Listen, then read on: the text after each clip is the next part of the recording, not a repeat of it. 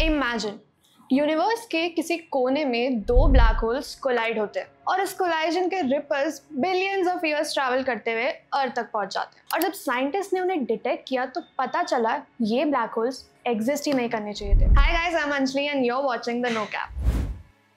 23 नवंबर 2023 को scientist at LIGO ने एक एक्सट्रीमली टाइनी सिग्नल डिटेक्ट किया, इतना छोटा कि सब एटॉमिक लेवल पर मेजर हुआ। ये सिग्नल एक्चुअल में एक मैसिव कॉस्मिक इवेंट का फाइनल एको था। यूनिवर्स में कहीं around 7 billion light years away दो ब्लैक होल्स कोलाइड हुए थे। इस कोलाइजन ने स्पेस टाइम में पावरफुल रिपल्स क्रिएट किए जो बिलियंस ऑफ ईयर्स ट्रैवल करते हुए अर्थ तक पहुंच गए और लीगो ने उन्हें डिटेक्ट कर लिया। अब ब्लैक होल कोलाइजन्स डिटेक्ट करना लीगो के लिए अनयूजुअल चीज नहीं थी, लेकिन इस बार जो ब्लैक होल्स डिटेक्ट हुए वो थ्योरी के अकॉर्डिंग एग्जिस्ट ही नहीं करने चाहिए थे। उनका मास एक ऐसी रेंज में फॉल करता है जिसे साइंटिस्ट कहते हैं ब्लैक होल मास गैप, और इसी वजह से ये डिस्कवरी एस्ट्रोनॉमिकली एक ह्यूज मिस्ट्री बन गई। यूनिवर्स में ब्लैक होल्स पेयर्स में एग्जिस्ट करते हैं। ये दोनों एक दूसरे के अराउंड ऑर्बिट करते रहते हैं, ऑलमोस्ट एक ग्रेविटेशनल डांस जैसा। बिलियंस ऑफ ईयर्स तक उनकी ऑर्बिट धीरे धीरे श्रिंक होती रहती है और एक फिर मोमेंट आता है जब दोनों ब्लैक होल्स फाइनली कोलाइड कर जाते हैं। कोलाइजन के बाद दोनों मर्ज होते हैं और एक नया और भी ज्यादा मैसिव ब्लैक होल बन जाता है। ये इवेंट्स इतने एक्सट्रीमली पावरफुल होते हैं कि कभी कभी इतनी एनर्जी रिलीज करते हैं कि सन के मास के मल्टीपल टाइम्स इक्वल होती है। लेकिन ब्लैक होल्स डायरेक्टली विजिबल नहीं होते।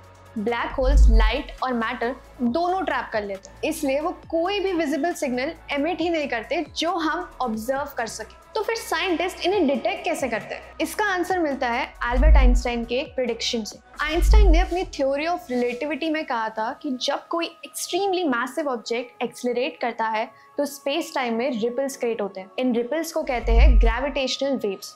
नॉर्मली ये इतने टाइनी होते हैं कि इनको डिटेक्ट करना ऑलमोस्ट इम्पॉसिबल होता है, लेकिन जब ये दोनों ब्लैक होल्स अपने फाइनल ऑर्बिट में स्पीड ऑफ लाइट के पास पहुंच जाते हैं तब एक powerful blast of gravitational wave generate होता है और ये वेव्स पूरे यूनिवर्स में ट्रैवल करती है।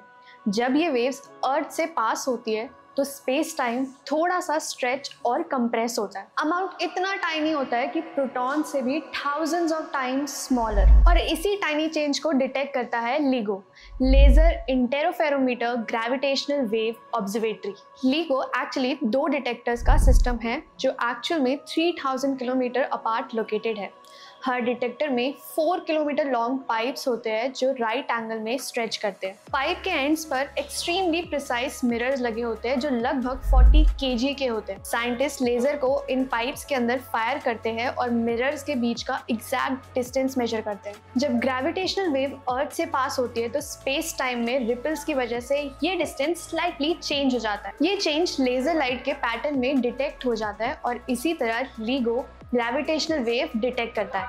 पिछले 10 सालों में LIGO और उसके कोलैबोरेटर्स वर्गो और कागुरा ने 300 से ज्यादा ब्लैक होल मर्जर्स डिटेक्ट कर चुके हैं और इसी डिस्कवरी के लिए 2017 में साइंटिस्ट को नोबेल प्राइज भी मिला। 2023 में LIGO ने एक सिग्नल डिटेक्ट किया जिसे साइंटिस्ट ने नाम दिया GW231123। ये सिग्नल 0.1 सेकेंड का था, ब्लिंक करते तो मिस हो जाता, लेकिन डिटेक्टर नॉइज से 20 टाइम्स स्ट्रॉन्गर था। साइंटिस्ट ने thousands of years worth fake data stimulate किया ताकि पता चले ये कोई रैंडम नॉइज नहीं थी। रिजल्ट क्लियर था। ऐसा सिग्नल रैंडम नॉइज से जनरेट करने का चांस 10,000 साल में भी एक बार से भी कम था, मतलब सिग्नल रियल था। एनालिसिस से पता चला कि around 7 billion light years away दो ब्लैक होल्स कोलाइड हुए और एक नया ब्लैक होल बना जिसका सोलर मास 182 से 251 के बीच था। उस मोमेंट पर ये इवेंट इंटायर यूनिवर्स का ब्राइटेस्ट इवेंट बन गया। इसने 15 सोलर मासेस के इक्विवेलेंट एनर्जी प्रोड्यूस की,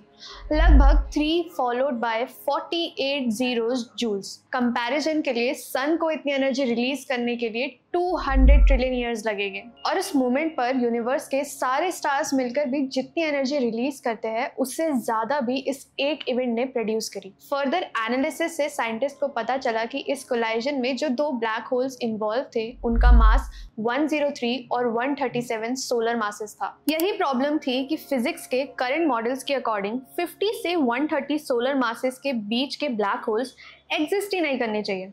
इसी रेंज को साइंटिस्ट मास गैप कहते हैं। नॉर्मली इतने मैसिव स्टार्स कोलैप्स होने से पहले ही कंप्लीटली डिस्ट्रॉय हो जाते हैं, इसलिए इस रेंज के ब्लैक होल्स थ्योरेटिकली बन ही नहीं पाते। लेकिन इस सिग्नल ने एग्जैक्टली इसी रेंज के 2 ब्लैक होल्स डिटेक्ट कर लिए, मतलब हमारी थ्योरी ही इनकम्प्लीट थी। तो अब सवाल ये है, क्या यूनिवर्स में और भी ऐसे इम्पॉसिबल हिडन ब्लैक होल्स है जो अभी तक हम डिस्कवर नहीं कर पाए? कमेंट में जरूर बताना आपका क्या ओपिनियन है, और अगर वीडियो पसंद आई तो like, share and subscribe to the no cap.